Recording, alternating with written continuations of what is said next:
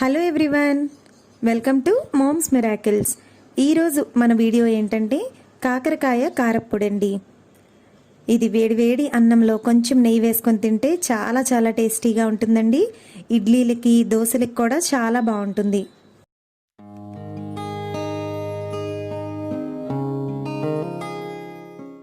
ఈ కారప్పొడిని ప్రిపేర్ చేసుకోవడం కోసం మీడియం సైజులో ఉండే 2 కాకరకాయలని ఈ విధంగా కట్ చేసుకున్న తర్వాత దానిలోనికి ఒక ½ టీ స్పూన్ సాల్ట్ని, ఒక ½ టీ స్పూన్ పసుపుని వేసుకోవాలి. వీటిని ఒకసారి బాగా కలుపుకున్న తర్వాత ఒక 5 నిమిషాల పాటు పక్కన పెట్టుకోవాలి.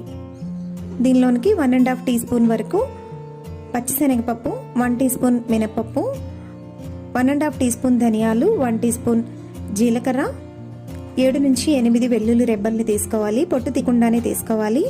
కొంచెం కరివేపాకు, కొంచెం చింతపండు, మీ కారానికి సరిపడా ఒక 5 నుంచి 6 ఎండుమిరపకాయలను కూడా తీసుకోవాలి. ముందుగా ఒక కడాయిలో శనగపప్పును తీసుకొని స్టవ్ని లో ఫ్లేమ్లో పెట్టుకుని ఒక 2-3 నిమిషాల పాటు లైట్గా ఫ్రై చేసుకోవాలి. ఈ విధంగా శనగపప్పు కొంచెం వేగిన తర్వాత మినపప్పును కూడా యాడ్ చేసుకుని లో ఫ్లేమ్లో మంచి ఫ్లేవర్ వచ్చి కలర్ కొంచెం చేంజ్ అయ్యేంత వరకు ఫ్రై చేసుకోవాలి. చూసారు కదా, ఈ విధంగా ఫ్రై చేసుకుంటే సరిపోతుంది. ఇప్పుడు అదే కడాయిలో ధనియాలను కూడా వేసుకుని లో ఫ్లేమ్లో లైట్గా ఫ్రై చేసుకోవాలి. ధనియాలు కొంచెం వేగిన తర్వాత జీలకర్రను వేసుకోవాలి. ధనియాలు జీలకర్ర లైట్గా ఫ్రై అయిన తర్వాత దీనిలోనికి ఎండుమిరపకాయలను కూడా వేసుకొని మరొక 2 నిమిషాల పాటు లో ఫ్లేమ్లో ఫ్రై చేసుకుంటే సరిపోతుంది. దీనిలోనికి చింతపండుని, కరివేపాకును కూడా వేసుకొని మరొక 2 నిమిషాల పాటు లో ఫ్లేమ్లో ఫ్రై చేసుకోవాలండి. ఈ విధంగా అన్ని ఇంగ్రీడియంట్స్ని లో ఫ్లేమ్లో ఫ్రై చేసుకోవడం వల్ల మనకి మంచి స్మెల్తో పాటు పొడి కూడా చాలా చాలా టేస్టీగా వస్తుంది. 5 నిమిషాల తర్వాత ఈ కాకరకాయలని ఇలా స్క్వీజ్ చేసుకున్నట్లయితే చూస్తున్నారు కదా, వాటర్ అనేది ఇలా సెపరేట్ అవుతుందండి. దీనివల్ల మనకి చేదు అనేది అస్సలు ఉండదన్నమాట. ఎప్పుడైనా కాకరకాయ ఫ్రై చేసుకున్నప్పుడు లేదా కూర చేసుకున్నప్పుడు చేదుగా ఉన్నట్లు అనిపిస్తే గనక మీరు ఇలా ట్రై చేయండి. చేదు అనేది అస్సలు ఉండదు. కాకరకాయల్లోనికి ఈ సాల్ట్ అనేది బాగా ఊరి మనకి కర్రీ కానీ ఫ్రై కానీ చేసుకున్నప్పుడు చేదు లేకుండా చాలా టేస్టీగా వస్తాయండి.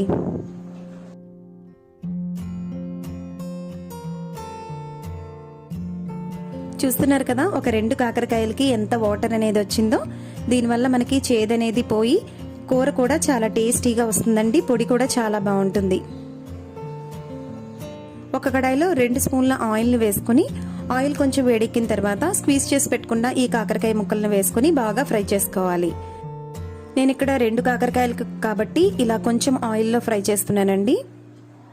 ఎక్కువ క్వాంటిటీలో చేయాలనుకునేటప్పుడు త్వరగా ఫాస్ట్గా అవ్వాలంటే గనక ఆయిల్ని ఎక్కువగా తీసుకుని ఈ కాకరకాయ ముక్కల్ని డీప్ ఫ్రై చేసుకుంటే సరిపోతుంది. చూసారు కదా, కాకరకాయ ముక్కలు బాగా కలర్ చేంజ్ అయ్యి చాలా క్రిస్పీగా బాగా ఫ్రై అయ్యాయి కదండి.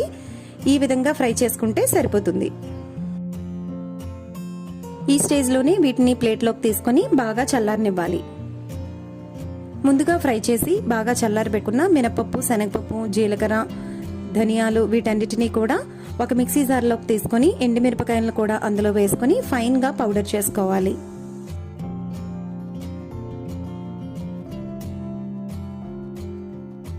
చూసారు కదా, ఈ విధంగా పౌడర్గా చేసుకున్న తర్వాత దీనిలోనికి ముందుగా ఫ్రై చేసుకుని చల్లారబెట్టుకున్న కాకరకాయ ముక్కలను వేసుకోవాలి. వీటితో పాటుగా రుచికి సరిపడా కొంచెం సాల్ట్ను కూడా యాడ్ చేసుకోవాలి.